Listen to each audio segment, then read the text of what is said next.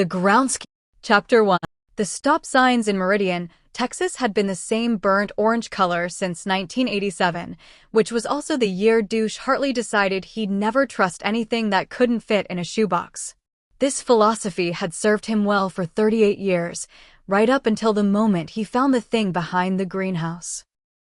"Can," he shouted across the manicured lawn, his voice cracking in that way it did when he was trying very hard not to sound insane. "Can, you need to see this." Candace Ken Morrison was elbow-deep in the third-floor guest bathroom, scrubbing what she desperately hoped was just expensive chocolate that someone had inexplicably smeared across the bidet. She'd been the Whitmore family's head housekeeper for 6 years, and in that time she'd learned that rich people did things with their money that would make a sociologist weep and a comedian retire early from lack of material. "I'm busy," she called back, though the window was closed and Douche definitely couldn't hear her. She said it anyway, the way you do when you need to remind yourself that you have boundaries, even if those boundaries are tissue paper thin and soaked in bleach water. The thing about working for the Whitmores was that everything was almost normal. The estate sprawled across 47 acres of prime Texas hill country, all native grasses and carefully maintained wilderness that cost more per month to upkeep than most people's houses. The main house was a masterpiece of that particular architectural style that screamed, "We have money, but we're not tacky about it." Which is to say, it looked like a Spanish villa had a baby with a modern art museum, and that baby went to a very expensive therapist. Can and Douche lived in the guest house, though calling it a guest house was like calling the Pacific Ocean a puddle. It had 3 bedrooms, 2 bathrooms, a kitchen that would make a Food Network star salivate, and a living room with windows that overlooked the property's one authentic feature: a natural spring that bubbled up from limestone rock and fed into a creek that wound its way toward town. Douche pounded on the main house's back door, the one that led into the mudroom that was larger than the apartment Can had lived in before she took this job. "Can." She appeared at the top of the servants' stairs, though the Whitmores would never call them that. They called them the staff access route, as if changing the name changed the fundamental fact that some people in this house used the front stairs and some people didn't. "What is it? Did you find another armadillo in the pool filter?" "Worse." Douche's face had gone the color of notebook paper. "So much worse." Can sighed and peeled off her rubber gloves, dropping them into her cleaning caddy with the resignation of someone who knew that worse than an armadillo on this property could mean anything from a black mamba to a bag of money to something that would require them both to have a very long conversation about what they were willing to ignore for a paycheck. They walked across the grounds in silence, passing the tennis courts, and used the pool house, used frequently, for purposes Can tried not to think about, and the greenhouse, where Mrs. Whitmore grew orchids that cost more than a semester at community college. Behind the greenhouse was a stone wall, old and covered in climbing fig, that separated the working part of the estate from a grove of live oaks that the Whitmores had fought the county to keep from being turned into a subdivision. There was a gap in the wall, mostly hidden by a rosebush that had grown wild and strange, its roses the color of a bruise. "There," Douche said, pointing. At first, Ken didn't see it. Then she did, and immediately wished she hadn't. It was a door. Or rather, it was a hatch, set into the ground at an angle, made of metal that had been painted to look like stone. You wouldn't notice it unless you were looking, unless you happened to be spraying for aphids and your foot went through a patch of false ground that gave way with a sound like a sigh. "Did you open it?" Ken asked, though she knew the answer. "What do you think I am, the white person in a horror movie?" "We're both white, Douche." "You know what I mean." Ken didn't know what he meant. She knelt down, brushing away the dirt and dried leaves that had accumulated around the hatch's edges. There was a handle, the kind you'd see on a submarine or a bank vault, and next to it, stamped into the metal in letters that had been painted over, but were still visible if you knew where to look, a symbol. It looked like a cross between a $sign and a question mark, with 3 dots arranged in a triangle underneath. "What is that?" Douche asked. "I don't know." Ken pulled out her phone and took a picture, the flash making the symbol look even more stark against the dirty metal. but I know someone who might. The Whitmores. God, no. Ken stood up, brushing the dirt from her knees. Lucia. Lucia Vasquez worked for the Whitmores, technically, but not on the estate. She was their special projects manager, which was a title so vague that it could mean anything from party planner to crisis manager to professional secret keeper.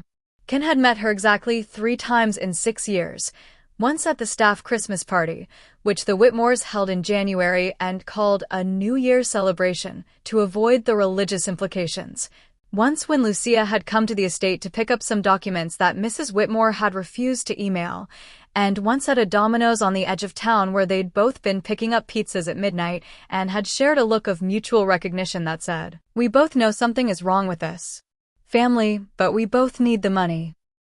Lucia doesn't trust them, Ken said, as if Douche had asked a question.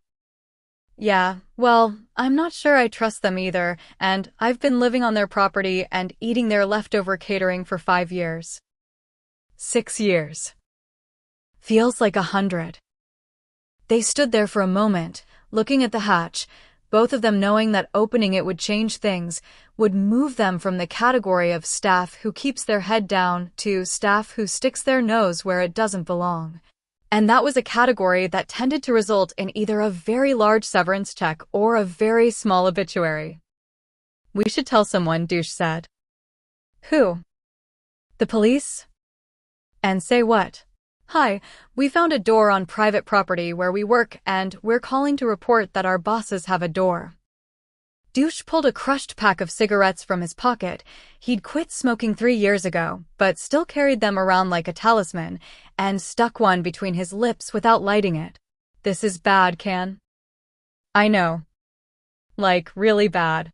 Like, pack our stuff and leave town in the middle of the night bad. I know. But they both knew they wouldn't leave. Ken had a daughter at UT Austin who was pre-med and needed money for textbooks that cost more than some people's rent. Douche had a mother in a nursing home in San Antonio whose care wasn't covered by Medicare. The Whitmores paid well and on time, and in exchange for that, Ken and Douche had learned to overlook a lot of things.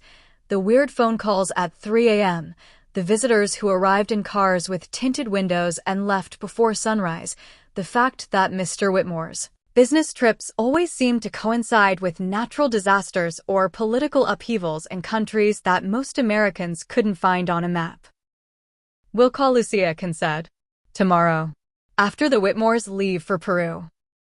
They're going to Peru? Concert tickets. Some band Mrs. Whitmore is obsessed with. They'll be gone for a week. Douche looked relieved, then guilty about feeling relieved. What do we do until then? We do our jobs. We keep our heads down. We pretend we didn't see this. Ken. I know, Douche. I know. They walked back to the guest house in silence, neither of them looking back at the hatch, both of them knowing they'd be back. Tomorrow, or the day after, or whenever the not knowing became worse than the knowing. That night, Ken couldn't sleep.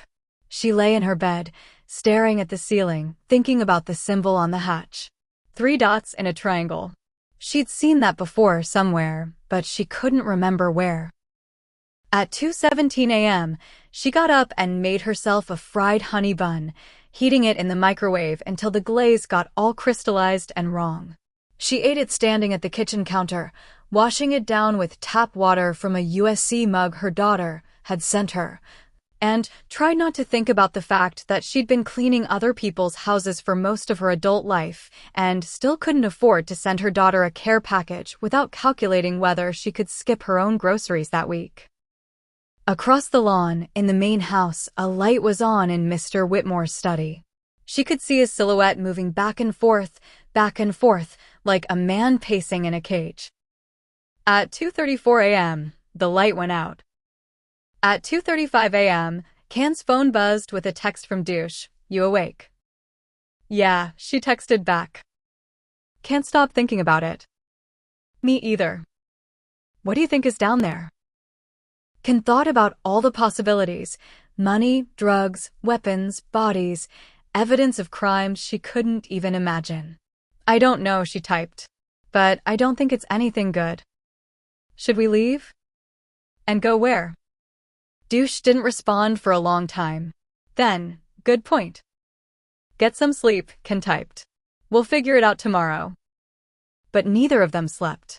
They both lay in their beds, in their separate rooms, in their nice guest house on the beautiful estate, and thought about the door in the ground and what it might mean and whether some discoveries were the kind you could come back from. At 6 a.m., Ken was in the main house kitchen, preparing breakfast for the Whitmores.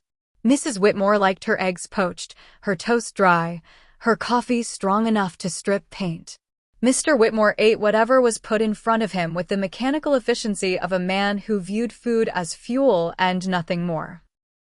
Their son, Sir Corngang Whitmore III, and yes, that was his actual legal name, Ken had seen the birth certificate once when she was organizing files, was 23 and lived in the pool house. He called himself Gang and wore his hair in a style that Ken could only describe as expensive mistake. He survived on Pop-Tarts and energy drinks and appeared at the main house only when summoned or bribed. "Good morning, Mrs. Whitmore," Ken said, as the lady of the house glided into the kitchen in a silk robe that cost more than Can's car. "Candace." Mrs. Whitmore never called her Can. "We're leaving for Peru this afternoon. I've left a list of tasks on your desk. The usual maintenance, plus Sir Corngang will be having friends over this weekend, so please make sure the pool house is stocked." "Of course." Mrs. Whitmore poured herself coffee, added cream from a small white pitcher that was always kept at exactly 48 degrees, and turned to face Ken with an expression that was somewhere between a smile and a threat. "Douche found something yesterday," she said. "Behind the greenhouse." Can's blood went cold. She kept her face neutral, the way she'd learned to do years ago when she was cocktail waitressing and men would say things that made her want to throw drinks in their faces. "Oh. A hatch. Very old. Been there for decades, apparently. Part of the original property's storm shelter system." Mrs. Whitmore sipped her coffee. "I wanted to mention it because I know how you and Douche worry. It's nothing. Just old infrastructure. We'll have it properly sealed when we return." "I understand." "Good." Mrs. Whitmore smiled, and this time it was just a smile, warm and genuine and completely terrifying. "You're such a treasure, Candace. I don't know what we'd do without you." After she left, Ken stood at the kitchen sink and washed dishes that were already clean, her hands shaking slightly, wondering how Mrs. Whitmore had known they'd found the hatch, whether they were being watched, and what kind of people had storm shelter systems, with symbols stamped into them. At noon, the Whitmores left for the airport in a black SUV driven by someone Ken had never seen before. Sir Corngang emerged from the pool house long enough to wave goodbye, then retreated back inside like a celebrity avoiding paparazzi. Douche appeared at the back door of the main house at 12:47 p.m. "We need to call Lucia," he said. "Now." Ken pulled out her phone and dialed the number she'd saved under L. Projects. It rang 4 times before going to voicemail. She tried again. Same result. "Leave a message," Douche said. "Lucia, it's Ken Morrison from the estate. I need to talk to you about something we found on the property. It's important. Please call me back." They waited. 1 hour. 2 hours. At 3 p.m., Douche went back to work, mowing the lawn in careful, straight lines, while Ken cleaned the main house's 12 bathrooms, each one larger than her first apartment. At 4:17 p.m., a car pulled up the long driveway. Not the Whitmores. Someone else. Ken watched from an upstairs window as a man got out. He was tall, thin, wearing jeans and a t-shirt that said Yahtzee World Champion 1997 in faded letters. His hair stuck up in 7 different directions, and he walked with the loose-limbed grace of someone who is either completely at ease or completely unhinged. He knocked on the main house's front door, which nobody used except delivery people who didn't know better. Ken went downstairs and opened it. "Ken Morrison?" the man asked. "Yes. I'm Deacon Pruitt. Lucia sent me." He smiled, and it was the kind of smile that made Ken want to both invite him in and slam the door in his face. "We need to talk about the Whitmores."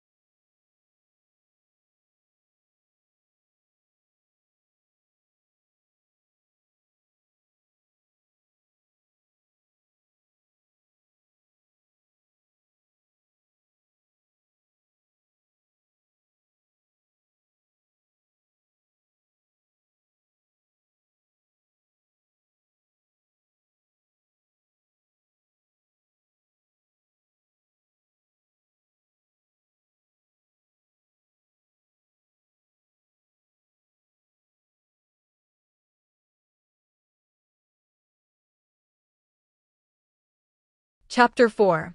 The Harvest Moon's Children. The person who found Deacon Pruitt in the mine shaft was not someone he expected, mainly because he'd never met them and had no reason to expect them at all. Her name was Magdalene Cho, and she drove a 1997 Pontiac Sunfire that she'd bought off Craigslist for $800 and had been nursing along for the past 6 years with duct tape, prayer, and an encyclopedic knowledge of auto repair gleaned from YouTube videos watched at 2 a.m. when she couldn't sleep. She was a probation officer for Jasper County, which meant she spent most of her days checking in on people who'd made mistakes, sometimes small ones, sometimes catastrophic ones, and trying to keep them from making more. She was at the mine shaft because one of her probationers, a 34-year-old man named Marcus Fell, had missed his check-in 3 days in a row. Marcus's last known location, according to the ankle monitor he wore, had been these woods. The monitor had gone dead 12 hours ago, which meant either Marcus had cut it off and run, or something worse had happened. Magdalene was betting on worse. Marcus had been doing well, clean for 18 months, working at the hardware store in town, attending his NA meetings, talking about maybe going back to school. People who were doing well didn't run. People who were doing well got scared. She'd been walking the woods for an hour, following the GPS coordinates from Marcus's last signal, when she heard someone screaming about swords and the Second Amendment from underground. "Hello," she called into the mine shaft, shining her flashlight into the darkness. "Oh, thank God," Deacon's voice floated up, ragged and desperate. "I fell. My leg's broken. Can you call someone?" "Already on it." Magdalene pulled out her phone, dialed 911, gave them the coordinates. Then she called her supervisor and told him she'd found something related to Marcus Fell's case, but couldn't elaborate yet. Then she sat down at the edge of the mine shaft and talked to Deacon while they waited for the rescue team. "What were you doing out here?" she asked. "Looking for evidence. There's a family, the Whitmores, they're involved in something. I can't explain it all right now, but people are in danger, including a man named Marcus Fell." Magdalene went very still. "You know Marcus?" "Not personally, but I know he was being blackmailed by the Order of the Triple Point. I know he was trying to get out. And I know," Deacon's voice cracked, "I know he's probably dead." "The Order of what?" Deacon explained, his words tumbling over each other, about the Whitmores and the underground temple and the photographs and the ledgers and Robin and Thomas, and everything that had happened in the past 3 days. And Magdalene listened, her face growing paler, because she'd seen Marcus's file. She knew about his past, about the house party in Houston in 1996, about the assistant manager of a clothing store who'd gotten him involved with people who had money and secrets, about how Marcus had been arrested for possession with intent to distribute, but had sworn up and down that he'd been set up, that someone had planted the methamphetamine in his 1986 Chevy Cavalier. "Marcus told me once," Magdalene said slowly, "that he'd gotten mixed up with what he called the money people. Said they ran everything in 3 counties, the courthouse, the police, the churches. Said they had a pastor at that controversial mega church in Beaumont on their payroll, the one who got caught with the Lamborghini and the mistress and claimed it was all a test from God." "Pastor Jerome Whitfield," Deacon said. "He's in the photographs. He's a member." "Jesus Christ." Magdalene stood up, paced along the edge of the mine shaft. "Marcus said the money people were involved in things that would make your skin crawl. Wouldn't tell me what exactly, just said it involved kids who nobody was looking for. Kids with low birth weights and drug-addicted mothers. Kids from the border. Kids who," she stopped, couldn't finish the sentence. Deacon understood. Some crimes were so monstrous that even speaking them aloud felt like an act of violence. "We have to stop them," he said. "First we have to get you out of that hole." The rescue team arrived 20 minutes later, 3 firefighters and 2 EMTs, in a truck that could barely navigate the dirt road. They lowered a basket, hauled Deacon up with professional efficiency, splinted his leg, loaded him onto a stretcher. Magdalene rode with him in the ambulance, her sunfire left behind in the woods with a note on the windshield that said, "Back soon," like that would stop someone from stripping it for parts. "Where are they taking me?" Deacon asked as the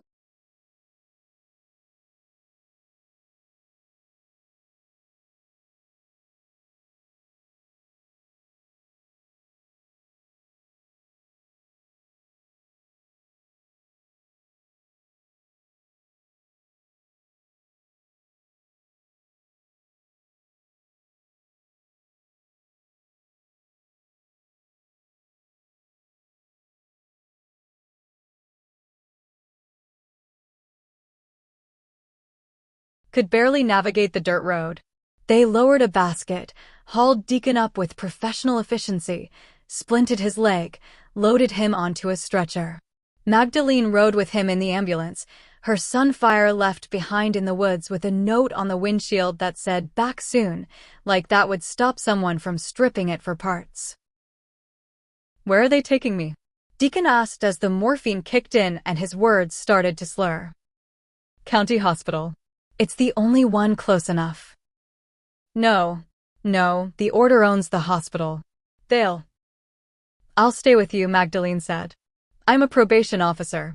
I'm armed and I'm authorized to protect witnesses in custody. As of right now, you're in my custody." "I'm not on probation." "You are if I say you are. Now shut up and let the drugs work." At the Whitmore estate, Ken Morrison was experiencing what could only be described as a complete psychological break with reality. Except it was actually happening, so it wasn't a break at all, but rather a confrontation with the fact that reality was much stranger and more terrible than she'd ever imagined. Sir Corngang of the Frosted was not being drowned in beer. He was being baptized in it. Mrs. Whitmore stood at the head of the circle, her white robe pristine, her hair perfect, her voice carrying across the great room with the practiced resonance of someone who'd given this speech many times before. "The Harvest Moon's ceremony welcomes new members into the fold," she said. "But the solstice ceremony is for blood. For family. For those who will inherit the order when we are gone." She gestured to Sir Corngang, who was still on the floor, gasping, covered in beer foam. "My son has been raised in luxury. He has been given everything a child could want: education, opportunity, freedom from consequence. But he has never been tested. Never been asked to prove his loyalty to this family, to this order, to the principles that have sustained us for generations." Mr. Whitmore stepped forward, holding a golden chalice. The beer is symbolic. It represents the intoxication of power, the way it clouds judgment and corrupts the weak. To be baptized in it is to acknowledge that you have been corrupted, that you are weak, that you need the order to make you strong. "What the hell is this?" Ken whispered to Douche, who was standing next to her at the edge of the crowd, both of them frozen in place by the sheer absurdity and horror of what they were watching. "Cult shit," Douche whispered back. "We need to leave. Now." But before they could move, Mrs. Whitmore's eyes locked onto Can. "Candace, join us." I'm just the housekeeper, I don't belong." "You found the temple. You've seen our records. You know our secrets." Mrs. Whitmore smiled. "That makes you either a member or a threat. Choose carefully." Can's mind raced. She thought about her daughter at UT Austin, about the tuition payments that were due in 2 weeks, about the nursing home bills for Douche's mother, about all the practical, mundane reasons why she couldn't afford to be a hero right now. But she also thought about Robin in the hospital, about Holly Brennan missing, about Marcus Fell dead or running or both, about all the people who'd been hurt by this family and their money and their secrets. "I choose threat," she said, surprising herself. The room went silent. Then Mr. Whitmore laughed. "Excellent. Lucia said you had spine." "I didn't believe her." "Lucia?" Can's heart skipped. "Where is she? What did you do to her?" "Nothing. She's been working for us the whole time." Mrs. Whitmore gestured, and from the back of the room, Lucia Vasquez emerged, wearing a white robe, her face expressionless. "Lucia is our insurance policy. Our inside woman. She makes sure that anyone who gets too curious ends up exactly where we want them. Ken felt like she'd been punched. You're lying. Am I? Lucia walked forward, stood next to Mrs. Whitmore. I recruited Deacon. I sent him to you. I made sure you'd find the temple, made sure you'd dig deeper. Because we needed to know who could be trusted and who needed to be harvested. That doesn't make sense, Douche said. Why would you want us to find evidence against you? Because evidence can be controlled, Mr. Whitmore said. Evidence can be destroyed or discredited. But people who know too much and think they can act on it, those people are dangerous. So we give them just enough rope to hang themselves. And when they do, he made a cutting gesture across his throat. Can's legs felt weak. She looked at Sir Corngang, still on the floor, and realized he wasn't being baptized. He was being punished. He'd done something, said something, failed some test that his parents had set for him. What did he do? She asked. Mrs. Whitmore's smile faltered for just a moment. He fell in love. With someone inappropriate. Someone who might have made him question his loyalty to the family. Robin, Ken said, understanding. He was in love with Robin. His own sibling, Mr. Whitmore spat. The shame of it. The weakness. We raised him better than that. Robin's not really your child, though, is that right? Ken was guessing now, throwing darts in the dark. Robin was adopted. Or found. Or something else. That's why you treat them different, why they're the invisible one. The silence that followed told her she was right. Mrs. Whitmore's face went cold. You should leave now, Candace. While you still can. Ken wanted to run. Every instinct screamed at her to grab Douche and get out. But as she turned toward the door, she saw something on the floor near the entrance to the kitchen, a piece of lint. Except it wasn't lint, it was a piece of paper, folded small and tight. She bent down, picked it up, unfolded it while everyone watched. It was a note, in handwriting she recognized as Thomas's, camera in the chandelier. They're recording everything. If you run, you admit guilt. If you stay, you have leverage. Ken looked up at the chandelier, saw the tiny lens glinting in the crystal, understood what Thomas was telling her. You're right, she said, her voice steady now. I should leave. But first, I'd like to negotiate my severance package. Mr. Whitmore raised an eyebrow. Severance. 6 months' salary. Letters of recommendation. And you leave Robin alone. Whatever you're planning for the solstice ceremony, Robin's not part of it. And if we refuse? Then I walk out that door and drive straight to the county courthouse and file a report about everything I've seen. I know you own the police, probably own the judges too. But I also know that once something's in the public record, it's hard to make it disappear completely. And I know that the one thing the order can't afford is attention. Mrs. Whitmore studied her for a long moment.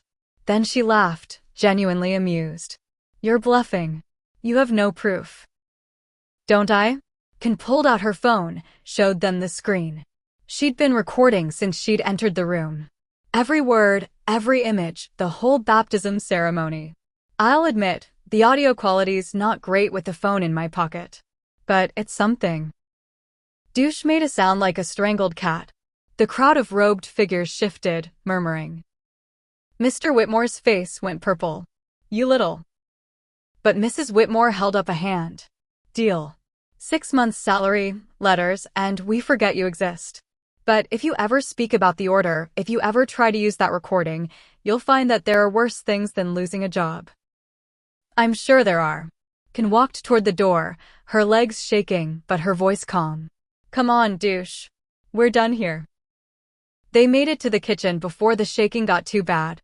Ken leaned against the counter, trying to breathe, while Douche paced in circles muttering about probation and missed opportunities, and how they should have left 3 days ago. We can't just leave, Ken said. Not with Robin in the hospital. Not with Thomas still here. Not with... She stopped. Through the kitchen window, she could see the carriage house where Thomas lived. The lights were on, and someone was moving inside. But it wasn't Thomas's lurching gait. This was someone else, someone smaller.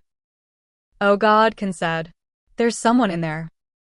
They ran across the lawn, the grass wet with evening dew, past the newly paved concrete path that led to the tennis courts, past the weeping willow tree that Mrs. Whitmore had planted when Madison was born. The carriage house door was unlocked. Inside, they found a young woman, maybe 25, rifling through Thomas's desk. She looked up when they entered, her eyes wide with fear. "Please don't tell them I'm here," she said. "Please. I just need to find." "Who are you?" Ken asked. "Holly. Holly Brennan." She was thin, gaunt, her hair a mess. The little person Ken had seen in the photograph, except now she looked like she'd aged 10 years in 10 months. "I've been hiding. In the woods, in abandoned houses, anywhere they won't look. But I need the documents Thomas promised me. The evidence. I need to get it to someone who can help." "Thomas knows you're alive?" "He's the only one who does. He's been bringing me food, clothes. But I can't stay hidden forever. They're going to find me eventually." Holly found what she was looking for, a USB drive taped under the desk drawer. "This is it. Everything. Financial records, photographs, testimonies from victims. Thomas has been building this case for years." Ken took the USB drive, felt its weight in her palm, understood what it represented. "We need to get you somewhere safe." "Nowhere's safe. Not in this county. Not while the order exists." "Then we'll go outside the county. We'll find someone. FBI, Texas Rangers, someone." Ken looked at Douche. "Get the truck. We're leaving. Now." But as they turned to leave, the carriage house door opened, and Thomas was standing there, his twisted face grave. "You can't take her," he said. "Not yet. They'll know. The cameras, they'll see. You'll never make it off the property." "Then what do we do?" Douche asked, his voice cracking. Thomas looked at Holly, at Ken, at the USB drive in her hand. "We wait. 3 more days. Until the solstice ceremony. That's when everyone will be gathered, distracted. That's when you can get her out and get the evidence to someone who matters."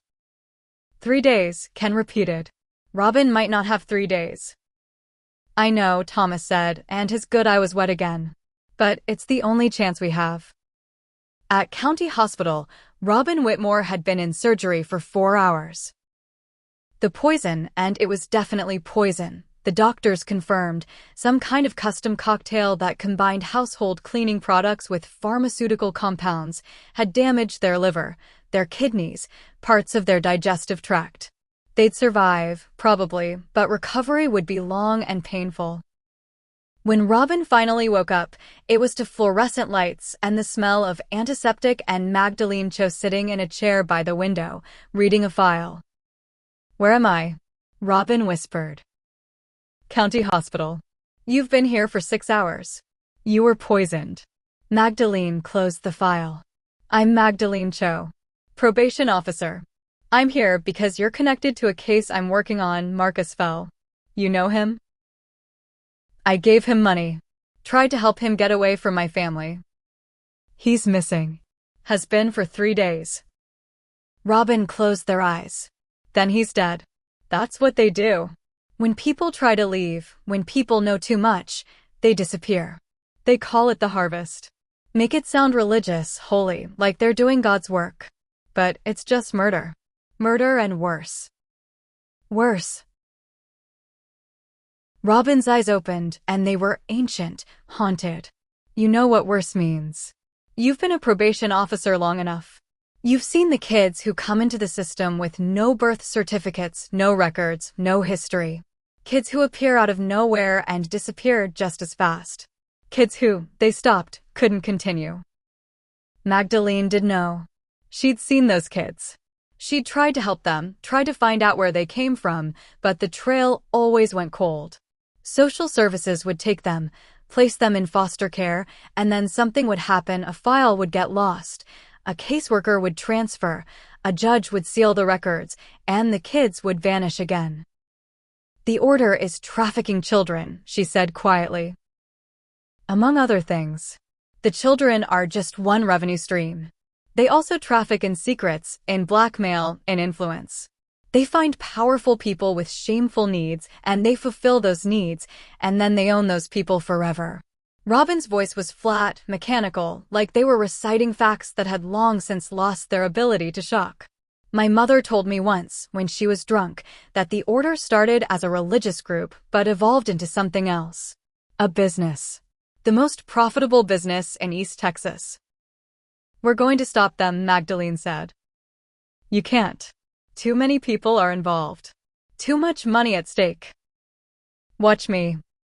Before Robin could respond, the heart monitor started beeping erratically. A nurse rushed in, checked the readings, called for a doctor. "What's happening?" Magdalene asked. "I don't know. Their vitals are—" The nurse's face went pale. "Get Dr. Simmons. Now." Robin's body started seizing, their back arching off the bed. More nurses appeared, then a doctor, then machines and needles and controlled chaos. Magdalene was pushed out of the room, into the hallway, where she stood with her back against the wall and tried not to think about the fact that she was armed and in a hospital controlled by the order, and that maybe, just maybe, Robin wasn't having a medical crisis, but was being murdered right in front of everyone. She called her supervisor. "I need you to contact the Texas Rangers. I need them at County Hospital. Now. I have a witness in protective custody who's being targeted." Targeted by who? By everyone. The supervisor must have heard something in her voice because he didn't argue, just said he'd make the calls. 30 minutes later, 2 rangers arrived, a man and a woman, both in their 40s, both with faces that suggested they'd seen enough shit that nothing surprised them anymore. "Officer Cho? I'm Ranger Valdez. This is Ranger Kim. Your supervisor said you have information about organized criminal activity in Jasper County." Magdalene told them everything. About Marcus Fell, about Deacon in the mine shaft, about the Whitmores and the order and the hospital and the children with no records. She showed them her notes, her files, the ankle monitor data from Marcus's last known location. Ranger Kim listened without interrupting, her face neutral.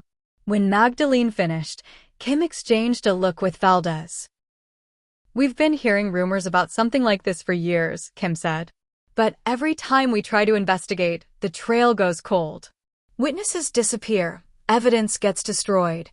Our warrants get blocked by judges who claim procedural errors."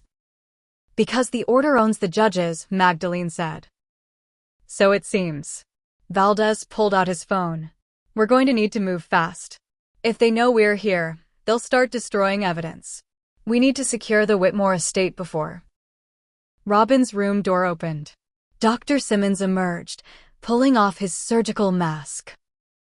"She's stable," he said, and Magdalene didn't correct the pronoun because it didn't matter right now. But it was close. Someone tampered with her added something to it. "We caught it in time," but he looked at Magdalene. "You were right. Someone in this hospital tried to kill your witness." "Can you identify who?" The 4 was changed during shift rotation. Could have been any of 6 nurses or 3 orderlies. Dr. Simmons looked exhausted. "But I'll tell you this, I've worked here for 12 years, and I've seen things that don't add up. Patients who come in with injuries that don't match their stories. Kids who die and whose bodies disappear before autopsy. Money flowing through this hospital from foundations and donors that nobody can quite track." "You're saying the hospital is compromised," Valdez said. "I'm saying this whole county is compromised. And if you're going to do something about it, you better do it fast, because they know you're here and they're already moving." At the Whitmore estate, the solstice ceremony was being prepared. The great room had been transformed, candles everywhere, symbols painted on the floor in something that looked disturbingly like blood, but was probably just paint. Ken hoped it was paint.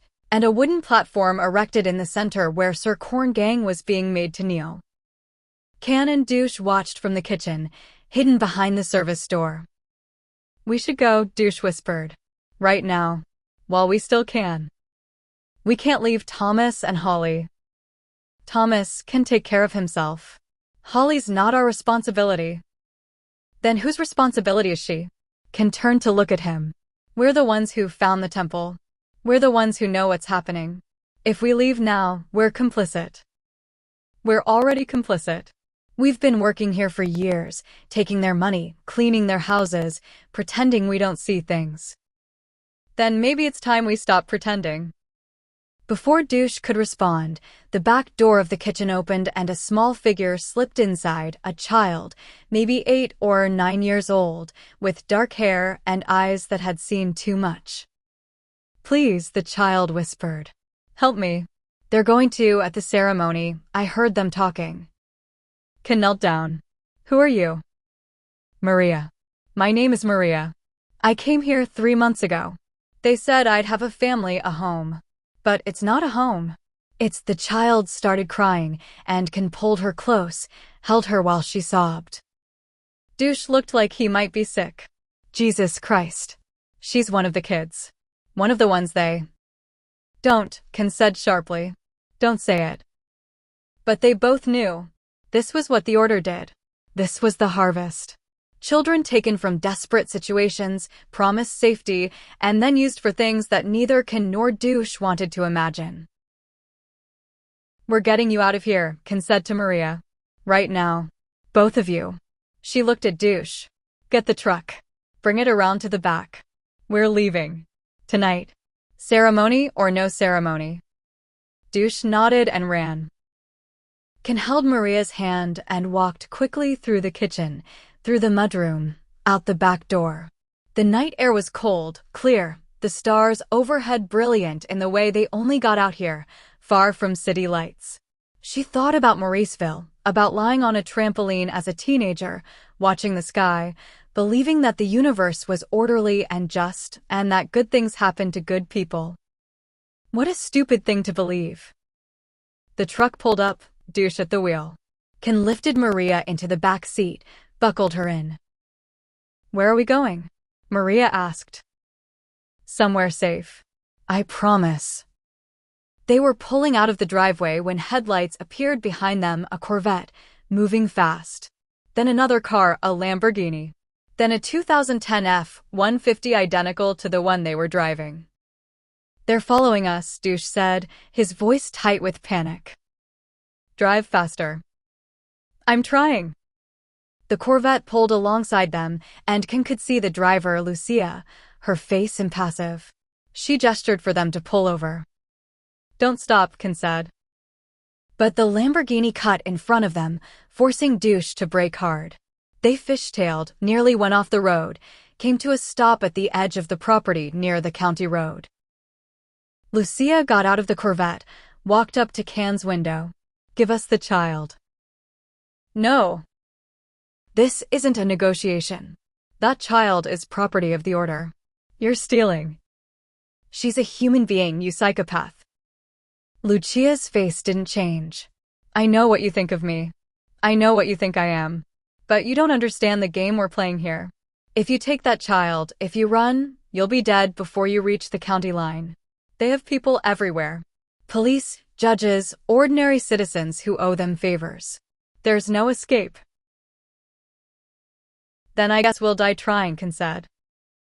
Something flickered across Lucia's face, respect, maybe, or regret. "I was like you once. Thought I could make a difference. Thought if I just worked hard enough, if I gathered enough evidence, I could bring them down. But you can't fight money like this. You can't fight power like this. All you can do is survive." "Is that what you're doing? Surviving?" "Yes," Lucia said quietly. "And hating myself for it every single day." She reached into her jacket and tensed, ready for a gun. But instead, Lucia pulled out a USB drive identical to the one Thomas had given Holly. "This is everything. Every file, every record, every piece of evidence I've collected in 3 years. I was supposed to give it to the order tonight, prove my loyalty. Instead, I'm giving it to you." She pressed it into Ken's hand. "Get out of here. Get that child somewhere safe. And when you're ready, give this to someone who can actually do something about it. Not local cops. Not county judges. Federal. FBI, DOJ, someone with jurisdiction that transcends this place." "Why are you helping us?" "Because I'm tired of surviving. Lucia stepped back from the truck. Now go, before I change my mind. Douche didn't need to be told twice. He hit the gas and they roared off into the night, leaving Lucia standing there in the darkness, watching them go. At County Hospital, Rob and Whitmore opened their eyes and saw something impossible. Marcus Fell was sitting in the chair by the window where Magdalene had been. Marcus? Robin's voice was hoarse. You're alive. Barely. Been hiding in an abandoned church on the county line. Came here when I heard you were in the hospital. Marcus looked thinner than Robin remembered, his face haggard. I wanted to apologize. For dragging you into this. You didn't drag me anywhere. I chose this. Robin tried to sit up, winced. Have you seen the Rangers? There are Rangers here. They're going to help. Rangers can't help. You know that. The order's too big, too connected. Then what do we do? Marcus pulled something from his pocket, a small yellow flower, the kind that grew wild along the roadside. My mother used to say that even small things can survive in hard places. These flowers, they grow in concrete, in drought, in places nothing else can live. They're stubborn. Refuse to die. He put the flower on Robin's bedside table. Maybe we can be like that. Maybe we can refuse to die too. That's very poetic, Marcus. Also very stupid. He laughed, and it sounded rusty. Yeah, well, I've been accused of worse. Before Robin could respond, the door opened and Ranger Kim entered, followed by Dr. Simmons. Mr. Fell, Kim said. We've been looking for you. You're a material witness in a federal investigation. We need you to come with us. Am I under arrest? No, but you're in danger. We have a safe house set up in Houston. We're moving both of you there tonight, along with several other witnesses we've identified. What about the order? Robin asked. What about the solstice ceremony? We're executing warrants on the Whitmore estate as we speak. Federal warrants, issued by a judge in Dallas who has no connection to Jasper County. We're shutting them down. Robin felt something in their chest loosen, not quite hope, but close. And my family? Will be arrested, along with approximately 37 other members of the order that we've identified. Kim's face was grim. This is going to be the largest organized crime bust in East Texas history. It's going to be ugly. There will be trials, media attention, people claiming they were coerced or didn't know what was happening. But with the evidence we have, the USB drives from Thomas Whitmore and Lucia Vasquez, the testimony from witnesses like you and Mr. Fell, the financial records, we have a case. Thomas gave you evidence? Robin felt tears starting. He actually did it? He did. He's in custody now, protective custody. He'll testify against his parents. Kim pulled out her phone, showed Robin a photo. And we found this young woman at the estate. Holly Brennan. She's alive. Robin started crying in earnest now, the relief and grief and rage all mixing together until they couldn't tell which was which. Marcus took their hand, held it tight. It's going to be okay, he said, though neither of them believed it, not really, but saying it made it seem possible, and possible was better than nothing. At the Whitmore estate, the Rangers arrived at exactly 11:47 p.m., just as the solstice ceremony was beginning. They came with 6 vehicles, 20 agents, and warrants for the arrest of Mr. and Mrs. Whitmore, Sir Corngang Whitmore III, Lucia Vasquez, whose betrayal had been discovered 15 minutes prior, and 34 other individuals present at the estate. The ceremony was interrupted mid-chant. The robed figures scattered like cockroaches when the lights came on. Some tried to run, were tackled in the gardens. Some tried to destroy evidence, were stopped before they could reach the temple. Some simply stood there, stunned, as if they couldn't believe that their carefully constructed world of money and power and secrecy was collapsing around them. Mrs. Whitmore was arrested while holding a golden chalice. Mr. Whitmore was arrested while trying to access his phone to make a call that would never go through because the Rangers had already jammed all cellular signals within a mile radius.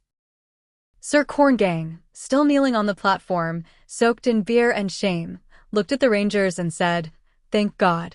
Thank God it's over.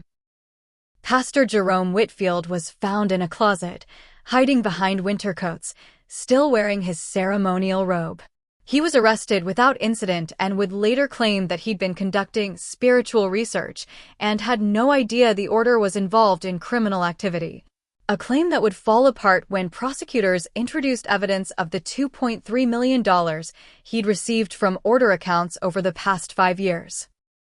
Thomas Whitmore was found in the carriage house, surrounded by file boxes and hard drives and years of accumulated evidence.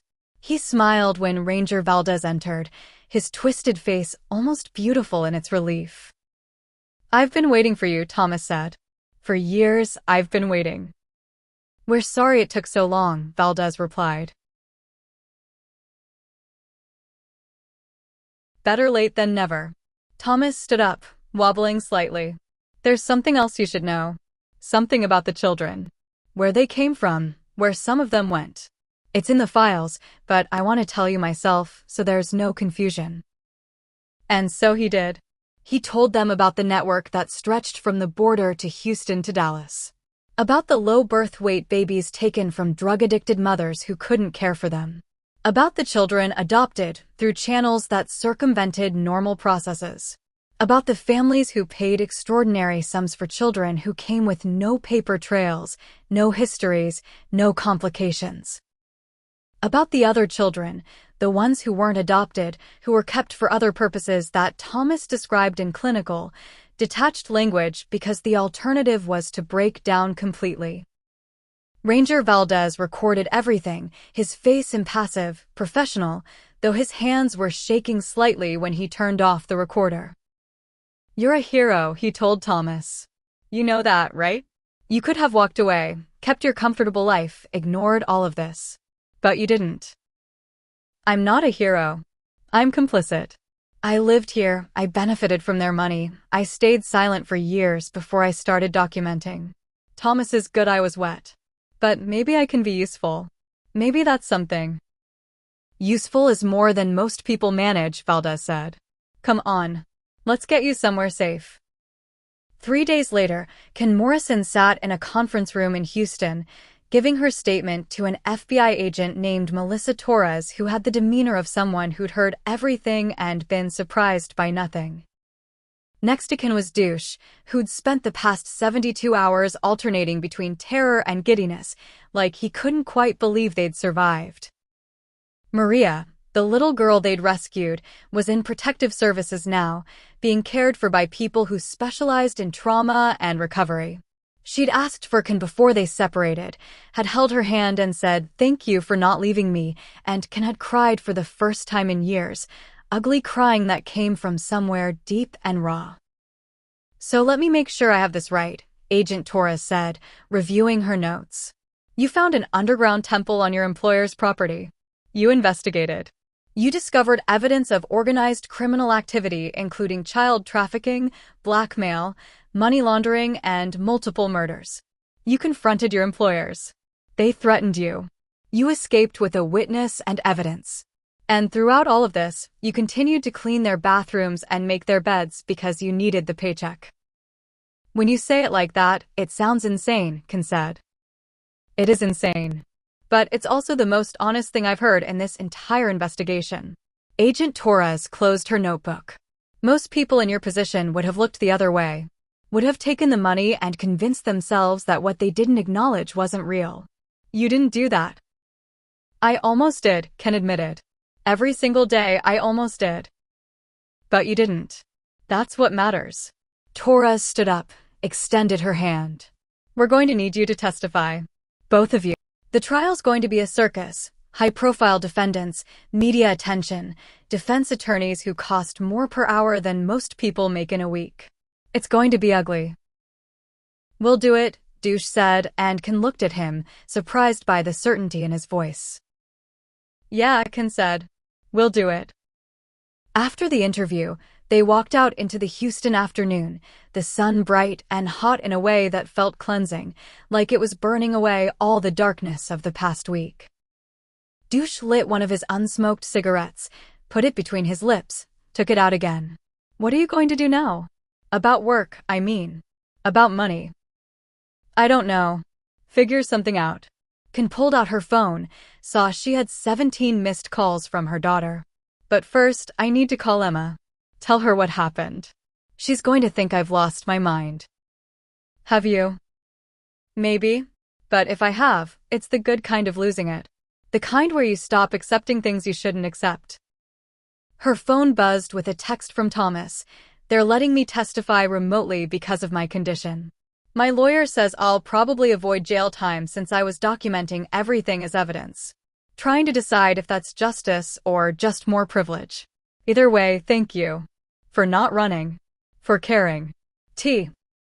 Ken texted back. Thank you for being brave when it mattered. Another text came through, this one from a number she didn't recognize. This is Robin. Marcus gave me your number. Wanted to say thank you. For everything. Also wanted to let you know that I'm quitting Walmart. Going back to school. Psychology, I think. Figure I've got some insight into dysfunction. Might as well use it. R. Ken smiled, typed, good luck. You're going to be amazing. Douche was looking at his own phone, his face pale. Ken, you need to see this. He showed her the screen. A news alert. Breaking. Massive corruption bust in East Texas. Dozens arrested in connection with organized crime ring. Investigation ongoing into child trafficking allegations. One suspect dead in apparent suicide. Ken clicked on the article, scrolled down, and felt her stomach drop. The suspect who died was Lucia Vasquez. She'd been found in her holding cell at the Harris County Jail, hanging from a bedsheet.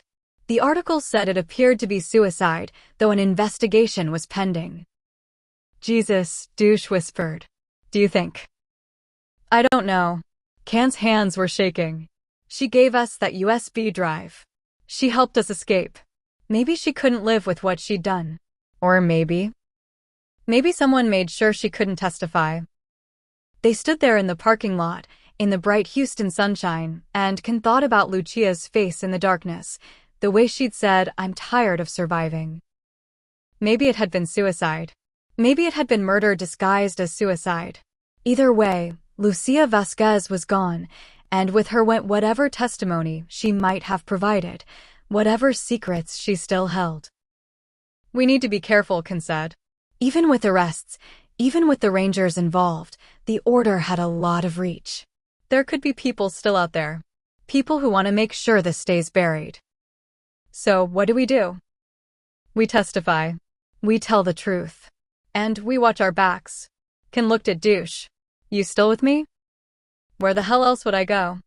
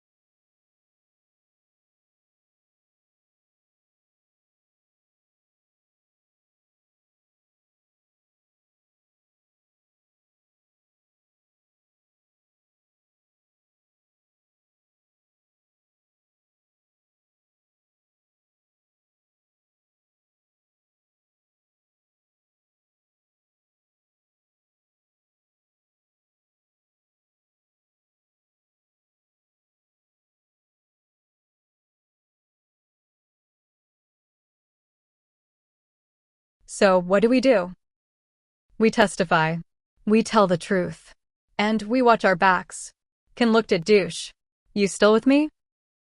Where the hell else would I go? The trial of the Whitmore family and the Order of the Triple Point began 6 months later in a federal courthouse in Dallas. The proceedings lasted 14 weeks and generated more media attention than anything Texas had seen since the Branch Davidian siege in Waco. Can testified on day 12. She wore a dress she'd borrowed from her daughter, stood at the witness stand, and told the truth about everything she'd seen, everything she'd found, everything she'd experienced working for the Whitmores. The defense attorneys tried to paint her as a disgruntled employee, someone with an axe to grind, someone who'd fabricated evidence for revenge or money. But the USB drives from Thomas and Lucia contained too much corroborating information. The testimony from Robin and Marcus and Holly and Thomas and a dozen other witnesses created a web of evidence that couldn't be dismissed or explained away. Douche testified on day 15. He was nervous, stumbled over his words, but his essential decency came through. When the defense attorney asked him why he'd stayed at the estate if conditions were so terrible, Douche had looked at the jury and said, "Because I needed the money to take care of my mother. And I thought that needing money made me complicit in whatever evil that money came from. But I was wrong. Needing to survive doesn't make you evil. Using money to hurt people makes you evil." The jury had nodded. Thomas testified on day 23 via video link from a secure location. His twisted face filled the courtroom screens, and Can watched as he systematically destroyed his parents' defense. He was clinical, precise, devastating. He showed photographs, played recordings, explained the financial structures that allowed the order to operate. When the defense attorney asked him why he'd betrayed his family, Thomas had smiled that terrible, beautiful smile and said, "They stopped being my family the first time they told me I was too ugly to attend their ceremonies. Everything after that was just documentation." Robin testified on day 31. They wore a simple suit, spoke in a calm, even voice, and described what it was like to be the invisible child, the one nobody claimed, the one who existed in the margins of the Whitmore family story. When the prosecutor asked Robin if they felt the defendants deserved mercy, Robin had paused for a long moment before answering, "I think mercy is for people who feel remorse. My parents feel entitled. Even now, sitting there in their expensive suits with their expensive lawyers, they feel entitled to wealth and power and the right to use people as commodities. So no, I don't think they deserve mercy. I think they deserve accountability." The defense rested on day 41 without calling any of the defendants to testify. The jury deliberated for 11 hours. The verdicts came back on a Thursday afternoon, and Can watched from the gallery as the four women stood and read the results. Mr. Whitmore, guilty on all counts. 37 charges including conspiracy, racketeering, money laundering, and trafficking. Mrs. Whitmore, guilty on all counts. 39 charges, including the same as her husband plus obstruction of justice. Sir Corngang, guilty on 12 counts related to money laundering and obstruction. Not guilty on trafficking charges. The jury believed his testimony that he'd been kept ignorant of the order's most serious crimes. The other defendants received a mixture of guilty and not guilty verdicts, depending on their level of involvement and the strength of evidence against them. When it was over, when the judge had thanked the jury and set sentencing dates and adjourned the court, Can walked out into the Dallas afternoon and called her daughter. "It's done," she said. "They were found guilty." Emma was crying on the other end.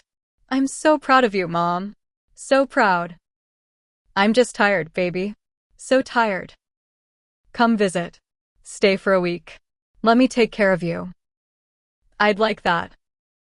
Can hung up and found Douche waiting by the courthouse steps, smoking an actual cigarette this time, the first one she'd seen him smoke in 3 years. "We did it," he said. "We did. What now?" Can thought about it. About the past 6 months of depositions and interviews and sleepless nights. About the daughter waiting for her in Austin. About the fact that she was 47 years old and unemployed and had to start over. "Now we live," she said. "We figure out how to be people who did something right and don't quite know what to do with that feeling." Douche laughed, took a drag from his cigarette, coughed. "God, these taste terrible. How did I ever smoke these?" "Because you were stressed and scared and trying to cope." "Still am, honestly. But maybe the cigarettes aren't helping." He dropped it, crushed it under his heel. "Can I tell you something?" "Of course." "I'm thinking about writing a book. About all of this. What happened, what we saw, what it was like to work for people who seemed normal but weren't. Think anyone would want to read it?" "I think people would kill to read it." Bad choice of words, considering. "You're right. Sorry." They stood there for a moment, watching the Dallas traffic, the people walking past who had no idea what had just happened in that courthouse, who were living their normal lives filled with normal problems. "You know what's weird?" Douche said. "Part of me misses it. The estate, I mean. The guest house. The way the grounds looked in the morning with the dew on the grass. The routine of it all." "That's not weird. That was our life for 6 years. Good and bad mixed together." "Do you think we'll ever feel normal again?" "No," Ken said honestly. "But maybe normal is overrated. Maybe what we feel now, this uncomfortable, complicated awareness of how dark the world can be and how important it is to not look away, maybe that's better than normal." That's very philosophical for someone who used to clean toilets for a living. Cleaning toilets teaches you a lot about human nature. You'd be surprised. 1 year after the trial ended, on a cold December afternoon, Ken Morrison received a package in the mail. She was living in Austin now, in a small apartment near her daughter's campus. She'd found work at a university as part of the facility's staff, not glamorous, but honest, and after everything, honest felt important. The package had no return address. Inside was a letter and a check. The letter was from Thomas Whitmore. "Dear Can, I hope this finds you well. I've been living quietly in Oregon, working with a nonprofit that supports survivors of trafficking. Turns out having an inside perspective on how these networks operate makes me useful, even if I'll never stop feeling guilty about not acting sooner. I wanted you to know that Robin is thriving. They finished their psychology degree and are now in graduate school studying trauma recovery. They ask about you sometimes. I think they'd like to hear from you if you're open to it. Marcus Fell is doing well too. He's working as an advocate for criminal justice reform, speaking to probation officers and social workers about how systems fail people. Magdalene Cho has become something of a mentor to him. I think they might be dating, though neither of them will admit it. Holly Brennan is teaching again at a school in New Mexico. She says she's finally at peace. As for me, I'm doing the work of trying to become someone other than the deformed son who documented his parents' crimes. Some days are better than others. The check is for you and Douche. It's from the liquidation of the Whitmore estate. After the victims were compensated, after the legal fees were paid, there was still money left. The courts decided it should go to the people who helped bring the order down. I hope it helps you build whatever comes next. Thank you for not looking away. Thank you for being brave when it would have been easier to be silent. With gratitude, Thomas. The check was for $247,000. Split with Douche, it would give them each enough to start over, to build something new. Ken sat down on her couch, the letter in one hand, the check in the other, and cried. Not from relief or joy or grief, though it was all of those things mixed together. She cried because it was over. Really, truly over. The Whitmores were in prison. The order was dismantled. The children who could be found were being cared for. The story had an ending. Not a happy ending, exactly. Too many people had been hurt, too many lives damaged. Lucia was dead. Marcus had lost years to fear and hiding. Robin had lost a childhood. Holly had lost time she'd never get back. Maria, the little girl they'd rescued, was in therapy, working through trauma that would probably never fully heal. But it was an ending. And after everything, that felt like enough. Ken picked up her phone, texted Douche. Got a package from Thomas. We need to talk. He responded immediately. Good news or bad news? Strange news. Maybe good. Definitely strange. On my way. While she waited, Ken walked to her window, looked out at Austin. The sun was setting, painting the sky in shades of orange and gold that reminded her of those desert postcards of the night she laid on a trampoline as a teenager and believed the world made sense. She didn't believe that anymore. The world was chaos and cruelty and people with too much power using it to hurt those with too little. But it was also people like Thomas, documenting crimes at great personal cost. People like Robin, turning pain into purpose. People like Marcus and Holly, surviving when survival seemed impossible.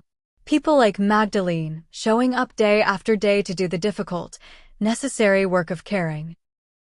And people like her and Douche, ordinary people who'd stumbled onto something evil and chosen, however imperfectly, not to look away. Her phone buzzed with a text from Robin. Thomas said he was writing to you. Hope you're well. Would love to catch up sometime if you're open to it. R. Ken typed back, I'd like that very much. Another buzz. This one from an unknown number. Ms. Morrison, this is Magdalene Cho. I don't know if you remember me, but I wanted to thank you for everything you did. Marcus tells me you saved his life. I'd like to buy you a coffee sometime if you're ever in Houston. Or I could come to Austin. M. Ken smiled, typed, coffee sounds perfect. The sun continued its descent. Somewhere in East Texas, in a county that was still recovering from the revelation that its wealthiest family had been running a criminal empire, people were going about their evening routines. Making dinner, watching television, putting children to bed. Most of them had no idea how close they'd been to something monstrous. Most of them never would. But Ken knew. Douche knew. And everyone who'd testified, everyone who'd fought to expose the order, they all knew. And maybe that knowledge, that uncomfortable, terrible awareness, was its own kind of inheritance. The kind that made you vigilant, made you care, made you refuse to accept that evil was inevitable or unstoppable. Her doorbell rang. Douche, carrying 2 coffees from the shop down the street. So, he said, settling onto her couch. Strange news. She showed him the letter, the check. He read in silence, his face going through a series of expressions, shock, relief, something that might have been hope. $247,000, he said finally. That's a lot. He agreed.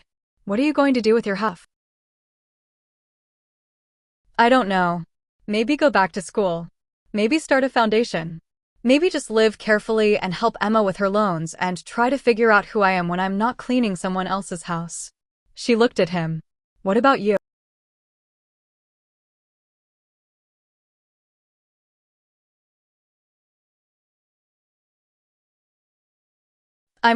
They sat in comfortable silence, drinking their coffee, watching the sky darken outside. Can I ask you something? Douche said. Do you think we'll ever be able to talk about this without feeling like we're going to throw up? Probably not, Ken said. But maybe that's appropriate. Maybe some things should make you feel sick. Keeps you from getting comfortable with them. That's bleak. But true. Yeah, Douche admitted. But true. They finished their coffee.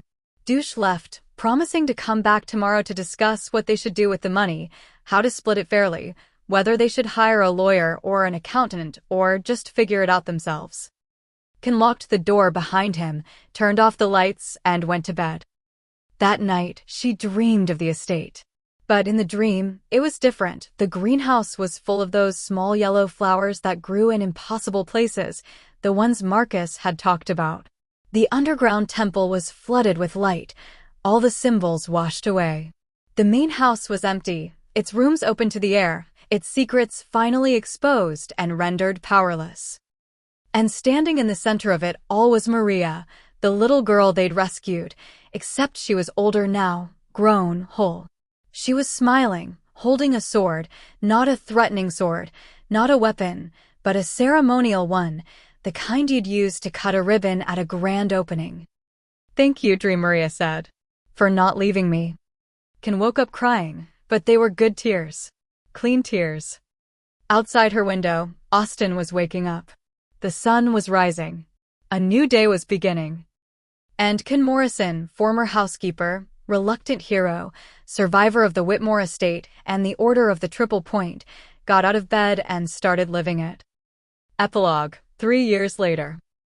The book that Douche wrote was published to modest success. It didn't become a bestseller, but it found its audience, people who'd experienced their own versions of looking away and then choosing not to. People who understood that complicity was complicated and courage was often just fear that kept moving forward anyway. Ken never wrote her own book, but she was interviewed for several others, journalists and true crime writers who wanted to document what happened in Jasper County, how a network of wealthy people had operated criminal enterprises for decades while hidden behind respectability and charity work. Robin got their PhD and opened a practice specializing in trauma recovery for trafficking survivors. They changed their last name legally, no longer a Whitmore, but Robin Brennan, taking Holly's surname as a tribute to the woman who'd shown them that surviving was possible. Thomas continued his quiet work in Oregon. He never married, never sought publicity, never tried to profit from his family's notoriety. In interviews, he'd say only that he was trying to be useful, and useful was enough. Marcus and Magdalene did get married, in a small ceremony at a courthouse in Houston. Their wedding photos showed two people who'd found each other in the aftermath of darkness and decided that love was worth the risk. Holly taught for 15 more years before retiring. She died peacefully in her sleep at age 68, surrounded by former students who'd flown in from across the country to be with her. Robin gave the eulogy and didn't cry until the very end. Mr. and Mrs. Whitmore both died in prison, he from a heart attack after 7 years, she from cancer after 11. Neither expressed remorse. Their obituaries were brief and factual, listing no survivors who wanted to be named. Sir Corngang served 4 years, got out on good behavior, and disappeared from public life. Rumors said he moved to Peru, worked at a hostel, lived simply. Ken hoped it was true. Of all the Whitmores, Gang had seemed the most redeemable, the most capable of becoming someone better than who he'd been raised to be. The estate was sold, subdivided, turned into a gated community called Whitmore Heights, which Ken thought was in spectacularly poor taste, but which apparently tested well with focus groups. The underground temple was sealed with concrete, though local teenagers insisted it was haunted and dared each other to sneak onto the property. Maria grew up in foster care, then with an adoptive family who loved her fiercely. She went to college, studied social work, came back to Texas. She looked Ken up when she was 23, showed up at her apartment with flowers and a nervous smile. "I wanted to say thank you," Maria said. "Properly. For saving me." "I didn't save you," Ken replied. "I just didn't leave you behind. You saved yourself. Then thank you for being there while I did." They had coffee. They talked. Ken learned that Maria was engaged, planning a wedding, building a life that was normal and peaceful and everything a life should be. "Do you ever think about that night?" Maria asked. "The night you got me out?" "Every day," Ken admitted. "Not obsessively, not in a way that stops me from living. But yeah, every day." "Me too." Maria smiled. "But I think about it as the night my life changed for the better. The night someone chose me over their own safety. That's a powerful thing to carry." "You're going to be okay," Ken said, and she meant it. "I already am," Maria replied. On December 21st, 7 years after the night of the interrupted solstice ceremony, Ken Morrison drove back to Jasper County. She hadn't been back since the trial. Hadn't wanted to see the place, hadn't wanted to risk running into anyone who'd been connected to the order, who might still harbor resentment about what she and Douche had done. But she'd gotten a call from Thomas. He was visiting from Oregon, wanted to see the estate one last time before they finished the demolition of the main house. Asked if she'd come with him. "I don't know if I can," she'd said. "I understand. But I'd like you there. If you're willing." So she went. The estate looked smaller than she remembered. The grounds were overgrown. The guest house where she'd lived was empty and vandalized, windows broken, doors hanging off hinges. The main house was half demolished, its grand rooms exposed to the sky, its secrets laid bare to weather and time. Thomas was waiting by what used to be the back door, leaning on a cane he hadn't needed before.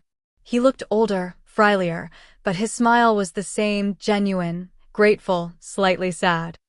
"Thank you for coming," he said. "Of course." They walked the property together, not speaking much, just observing. The greenhouse was gone. The underground temple had been filled with concrete and was now just a flat patch of ground marked with a historical plaque that explained, in careful, neutral language, what had happened here. The Order of the Triple Point can read aloud from the plaque. Active from 1957 to 2025.